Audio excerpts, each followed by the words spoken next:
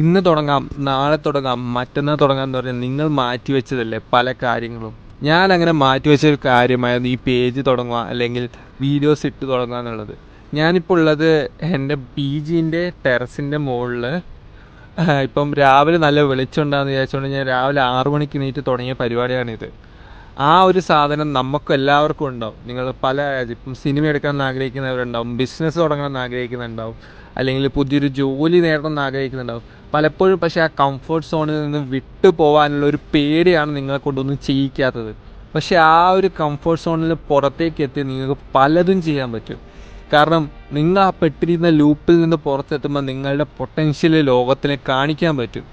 ഞാനിപ്പോൾ ഇന്നിത് തുടങ്ങിയിട്ടുണ്ടെങ്കിൽ നത്തിങ്, ഇപ്പോഴെങ്കിലും ഞാനും പച്ച പിടിക്കുന്നുള്ള ആ ഒരു പ്രതീക്ഷയാണ്. അപ്പോൾ നിങ്ങളെന്താണ് ഇപ്പോഴും തുടങ്ങാതെ ആ ഒരു ഇതിൽ പിടിച്ചു നിർത്തുന്നത്?